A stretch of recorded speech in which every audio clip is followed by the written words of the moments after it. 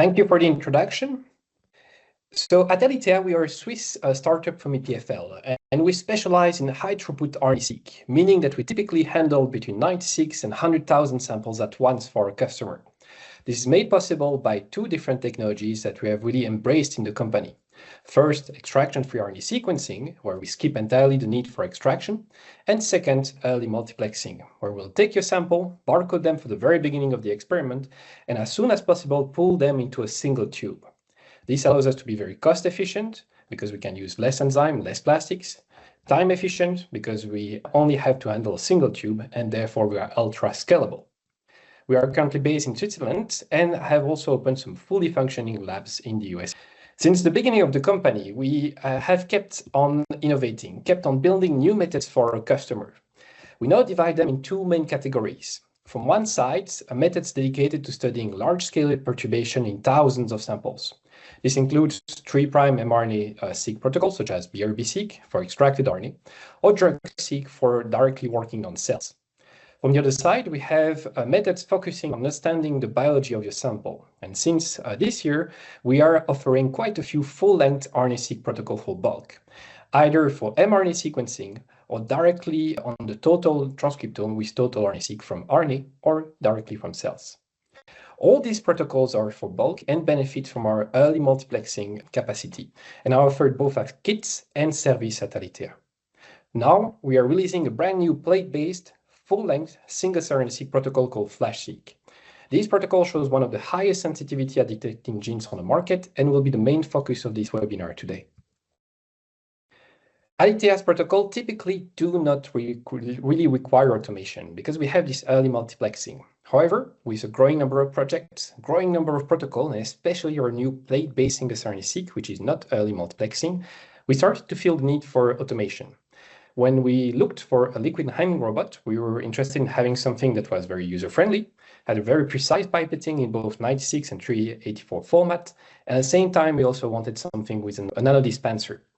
We found all these packaged in the Firefly, and since we purchased it, we have automated most of the protocols that we wanted at Alithea. This includes the entire protocol for single-cell RNA sequencing, as well as some of our protocols of early multiplexing before pulling everything into a single tube, such as a full length.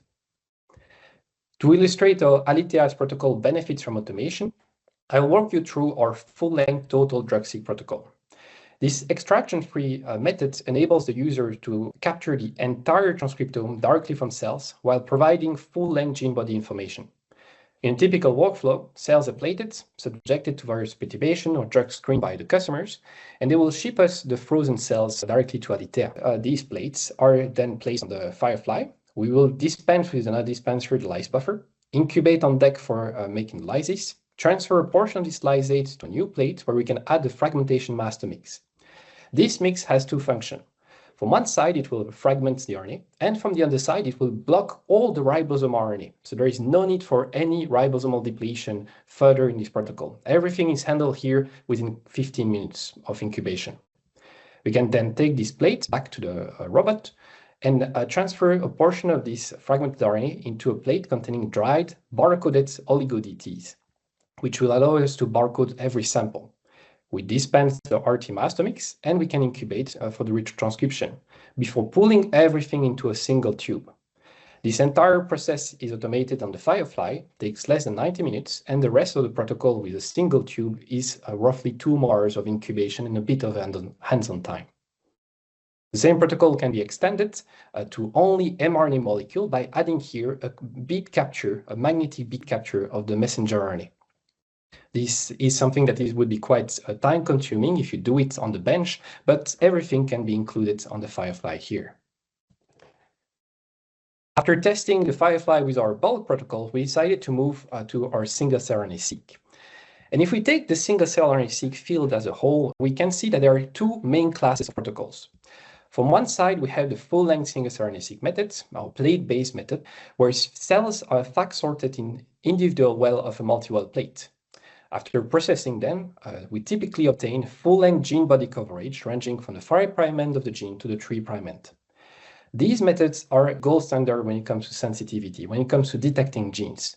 But due to the fact that we process everything in plates, they are usually limited to small studies, like 100 cells to 10,000. And at the same time, they are very automation friendly, like for the Firefly. They are ideal when you want to dive into the biology of your sample, or when you have rare cells, want to look at isoforms thanks to the full-length coverage, SNPs, TCR without any capture, and so on.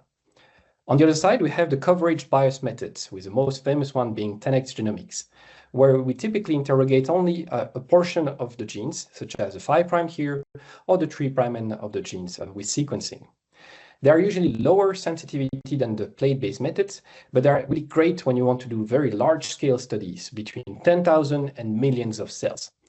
So there are a lot of synergies between these two methods, where one is really great for sensitivity, but quite lower throughput, while the other one is less sensitive, but gives you thousands and thousands of cells to work with. FLASH-seq, the method that we're releasing, is based on a protocol that I developed during my postdoc with Simone Piccelli, the inventor of SmartSeq2.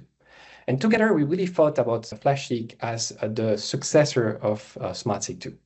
It's a plate-based single RNA-seq method that will give you full-length gene body coverage with extremely high sensitivity at detecting genes. It can be done in less than a day of work with a limited handle time, very automation-friendly, and on up to 1536 cells. The workflow is as follows when you put it on the Firefly. We have automated everything here. We take cells which are FACS sorted into a well of a multi-well plate. This plate is then placed on the robot, where we add a single master mix, which will do the RT and the PCR amplification in a single row. After that, you have plenty of cDNA to work with, and your precious samples are safe. The next steps are facultative, but we recommend them to our users so that they are able to QC all the cells and see if they have high quality material before going further. The first step is simply a bit purification, where we only exchange buffer, so no need for ethanol wash. You just remove the RT-PCR and replace it with water. Then we'll measure the amount of cDNA that we have in every well. This is done with an intercalling dye, which is fluorescent, and the fluorescence level is related to the amount of cDNA. So we prepare these plates on the robot. You read them with our plate reader, and we can feed back directly the information to the Firefly to make the dilution. This is a quite simple process where we take empty plates, and based on the fluorescence, we'll add different amount of water in every well. After that, we transfer the same volume of cDNA into that dilution plate, normalizing all the sample to the same concentration. Finally, we can move to the library preparation, where we will fragment the molecules with tagmentation and add a cell barcode to every well by PCR. The last step is pooling everything, and the library is ready for sequencing. Let's now dive into some benchmarkings. One of the main strengths of FLASH-seq is really sensitivity. We are able to extract very precise information and precise biology on your samples. And to illustrate that, I have here two very different cases. From the left side, we have hex cells. These are cell lines, very large one, 10 to 20 picogram of RNA, of total RNA per cell, usually. After processing them with FLASH-seq sequencing, downsampling the read to the same level, you can see that FLASH-seq detects more genes than SmartSeq3 or SmartSeq2. On the other hand, we have PBMCs, primary cells, a very small one, 1 to 5 picograms of RNA typically. FLASH-seq detects more genes than SmartSeq3 and more genes than SmartSeq2, and as many genes as the gold standard in the field of plate-based single RNA-seq protocols, such as Takara. As already mentioned, FLASH-seq gives you full-length body coverage, and this really shows in the quality of cDNA that you will get with this protocol.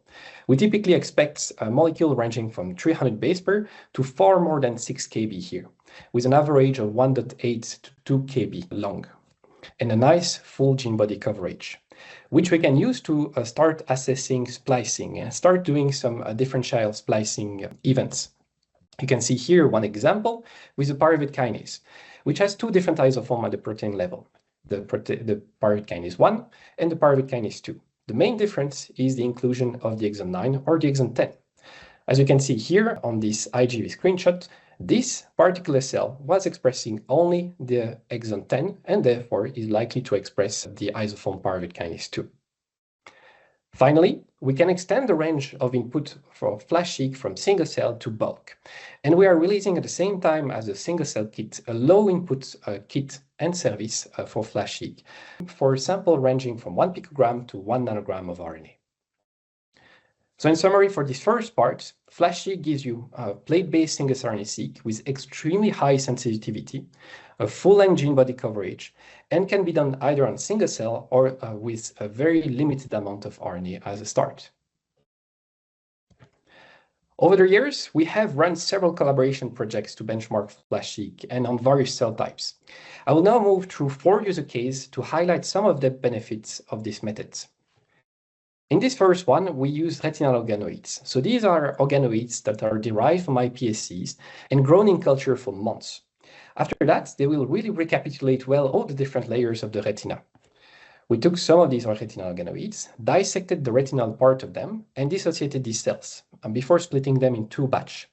The first batch was FACS sorted for FLASH-seq, roughly 1536 cells, and the second batch was used for Alithea Genomics, approximately 8,000 cells. We processed both protocols, we sequenced these cells, we annotated them, and as you can see here, we obtained very similar pictures between FLASH-seq and 10x, despite having far less cells for this protocol. We observe here that photoreceptors are differentiating into rods, same thing here. Mulo cells differentiating, we also see it here. Different amacrine cells, different horizontal cells, and bipolar cells, and that can be observed in both protocols. One thing that you cannot really see when you just look at UMAP is how much information is behind every point, how much information is behind every cell there. And in the case of FLASH-seq, we have an extremely high sensitivity at detecting genes, which allows us to really zoom into tiny clusters of cells and look at genes that are typically quite lowly expressed, even transcription factors, which can help at pinpointing more cell types. We have one quite nice case here in amacrine cells where we were able to find cells after zooming on this one and subclustering that expressed all PTF1A. And this transcription factor is typical from cells which are primed and a bit undecided between amacrine and horizontal. We're only able to pick up the signal in the FLASH-seq data and not in the 10x. But comparing sensitivity between these 2 methods is a bit difficult. They have very different capacities and also require very different sequencing depth. FLASH-seq needs quite a lot of sequencing compared to 10x. So to be fair and better assess the different sensitivity, we downsample the reads of both protocols to the same level. And as you can see, despite going to the same number of reads, roughly 30,000 in this case, FLASH-seq detects more genes than 10x Genomics for every of these cell types here. And this will translate into actionable biological information, because we had also a quite striking increase in number of marked genes for every of these cell types here to annotate these clusters with FLASH-seq. With FLASH-seq, you can also investigate differential isoform expression. And here we're interested to dive a bit more into the glucose metabolism, because it's really a critical part of the retina. Photoreceptors typically rely on aerobic glycolysis for their energy needs. And in addition, they constantly shed some of their outer segment, which means that they have to replace a lot of proteins and a lot of material from the cell. So there is a lot of demand for new biosynthesis. And one key player in this equation is a pyruvate kinase gene, which encodes 2 different isoforms. Pyruvate kinase 1, which is very active and consistently active, which drives the cells more towards aerobic glycolysis, while the pyruvate kinase 2 is easier to regulate for the cells and usually a bit less effective and drives the cell towards more biosynthesis. In our data sets, we're able to pick up the signal from these different isoforms. And as you can see here, the rods and the cones, the photoreceptors, typically express more the pyruvate kinase 2, driving them towards more biosynthesis, anabolism in this case. While amacrine cells and horizontal ones here express more pyruvate kinase 1 and aerobic glycolysis. This is validated by in vivo experiments on mouse, where you can see here that we have a fluorescent signal for pyruvate kinase 2 in the outer segment of the retina, where typically photoreceptor resides. While here you can see on the left that we have a signal for pyruvate kinase 1 on the inner nuclear layer of the retina, where we typically have more amacrine horizontal cells. The only difference for this dataset were Muller cells, which typically would express more pyruvate kinase 1, but in this case, they express more pyruvate kinase 2, maybe hinting to the fact that they are still differentiating at this stage in organoids. So to summarize this first example, we see that we can improve the cell type annotation, especially when we have lowly expressed genes, which are key for the annotation. And we can also use isoform detection to kind of start better understanding the biology of our samples. In this second example, it's a very fresh collaboration that is still ongoing, and we had the results only last week, where we were interested with this collaborator to look at circadian phases. So cells within an organism operate under cyclical programs, most notably the cell cycle or the circadian rhythm, both of which are tightly regulated by the environment. And this cycle gives rise to synchronized gene patterns that can be studied under steady state or when they are disrupted, such as in cancer. However, analyzing these rhythmic patterns using coverage-biased single-cell RNA-seq methods is quite challenging for two reasons. The first one, there is a very poor capture of the circadian genes, at least the most well-known ones. They are typically lowly expressed and therefore not well captured by coverage-biased methods. And the second one is when we want to go further and analyze also the half-life of RNA molecule to better infer this different rhythm. To do that, typically you can look at the ratio between pre-mRNA, which still contain intronic reads, and mature RNA, which have lost these intronic reads. And to capture this information, you benefit really from full-length coverage. Our collaborator designed a simple experiment to test whether FLASH-seq could facilitate the development of new models for inferring circadian rhythm at the single-cell level. They used 33 cells, which were transfected with two different fluorescent reporters, one fluctuating under circadian rhythm, while the other one fluctuated for the cell cycle. These cells were transfected, then plated all at the same time, and naturally desynchronized over 5 days of culture, which means that when we get them for the FACS, we basically sample all the steps of the cell cycle and all the circadian steps. Going to the FACS, we indeed observe very striking groups at the fluorescent level. You can see here for the circadian clock, we bin them in 4 different groups based on the expression of the reporter. And the same thing for the cell cycle, where we bin them in 2 different groups. Using a newly developed models, our collaborators were able to precisely infer the position of each cell within the circadian phase at the single cell level, using genes which are known to fluctuate during the circadian phases. These inferred phase really recapitulate well some of the observation that we have in the FACS. And this is, I think, one of the most beautiful examples of correlation between FACS and RNA that I have seen, where you can see here we have arranged the cells based on their circadian phase. So basically, we could summarize this as being between time 0 and 24 hours. And you can see here that cells vary in fluorescence between that time for this exogenous reporter for YFP, for the cell cycle. And in parallel, we have almost a perfect correlation with the expression of the RNA from this exogenous reporter here. We can also zoom further into circadian clock and take well-characterized genes. So these display the typical temporal oscillation expression. We can also see, for instance, here NR1D1, which is an antiphase with BMAL1 here. We can also go further and start looking at half-life of these mRNA molecules, with here the difference between splice and unsplice of this gene.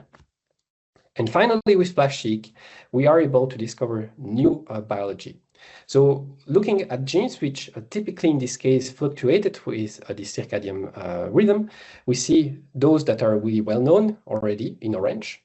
We see some that are not known currently, and that will be under further exploration, and some such as TGF-beta or CD302, which are known to also fluctuate but are not typical circadian genes. And so this study is still ongoing, and we'll hopefully find quite a lot of new interesting information there. So this shows you that we can integrate mRNA information from at the single cell level with FACS information, bringing you some layer of multiomics. And we are also able to study with FLASH-seq transcripts half-life and cell rhythm. For the third case, we were interested in looking at circulating cells, and here typical PBMCs. So we wanted to see if FLASH-seq could capture also TCR and BCR information. So we took some blood, extracted only the PBMCs, and FACS sorted these cells using a CD45 antibody in 4 different plates. After processing these cells, we were able to annotate them. And here, this is quite a nice example where we can take some softwares which have been built for 10x Genomics and directly apply it to FLASH-seq data, even though this is not the same technology. Here we have Azimuth, which has been developed by the Sagitta lab to annotate cells, and we could directly use it without any need for a modification on FLASH-seq data.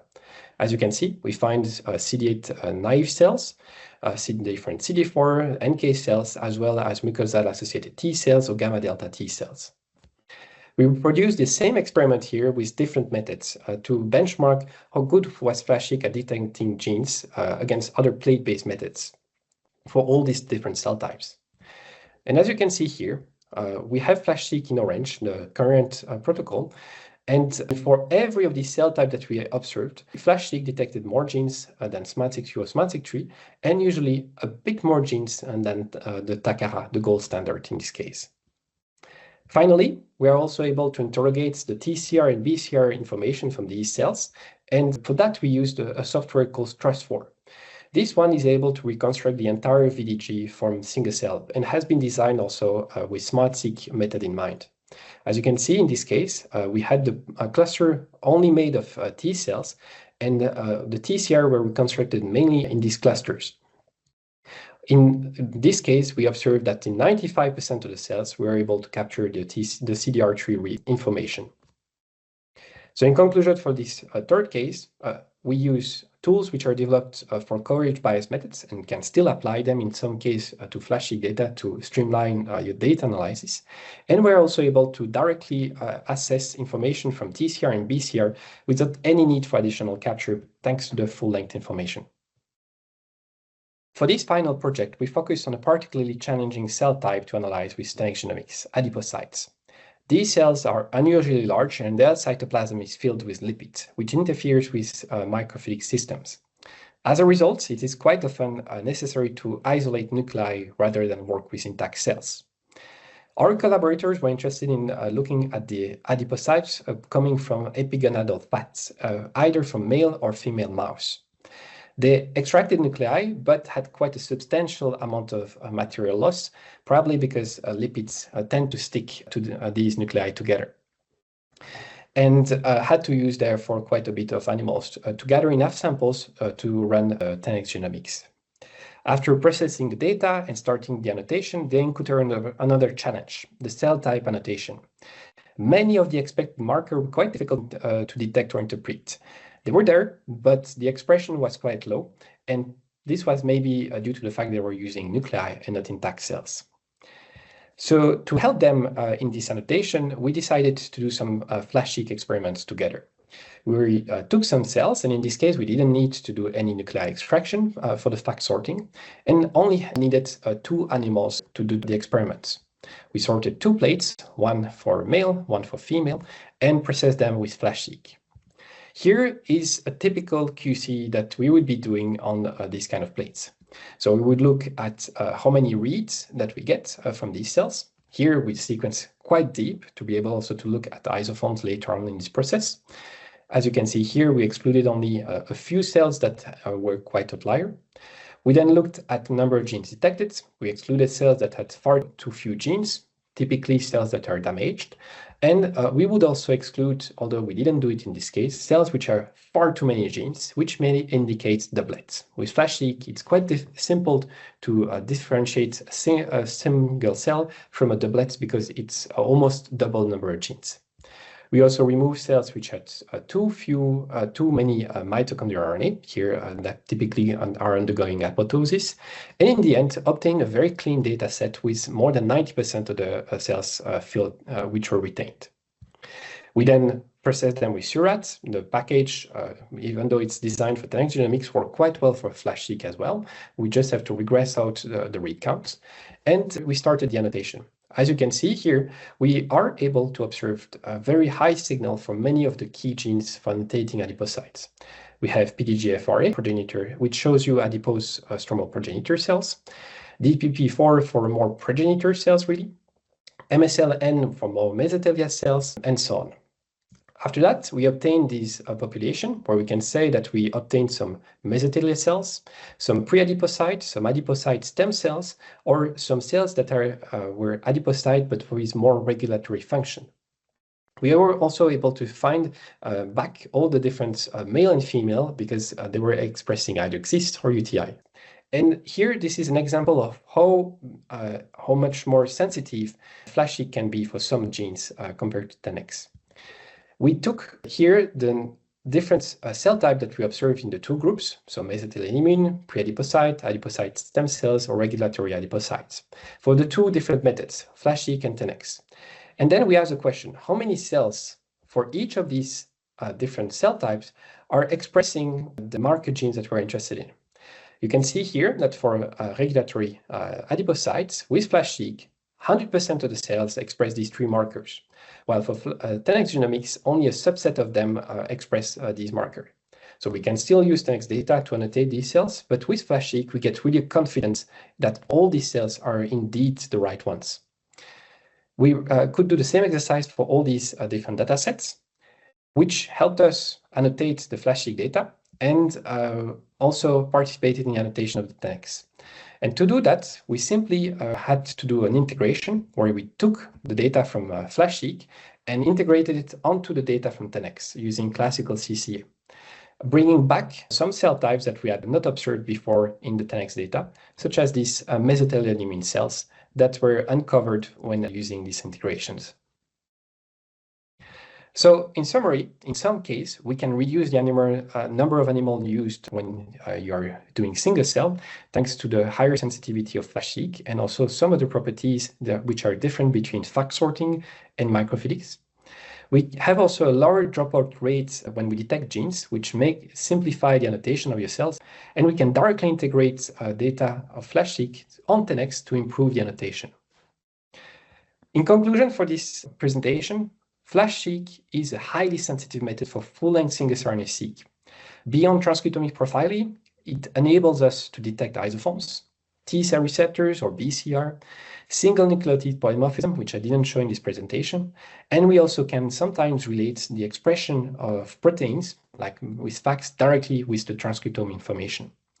Its sensitivity makes it particularly well suited for studying rare cell population or challenging cell types for coverage bias methods. And FLASH-seq serves as a really valuable complement for methods like 10x genomics, offering finer cluster annotation and deeper biological insights, even when you have less cells. At Alithea Genomics, we are releasing now 2 kits and service also. You can send us your cells for both for single cell and low inputs. And before finishing, we want to acknowledge all the people which have participated to these experiments, all our collaborators for the adipocyte projects, retinal organoids, PBMCs, and circadian rhythm, especially Simone Piccelli, with whom I developed the entire FLASH-seq protocol. And yeah, thanks a lot for listening.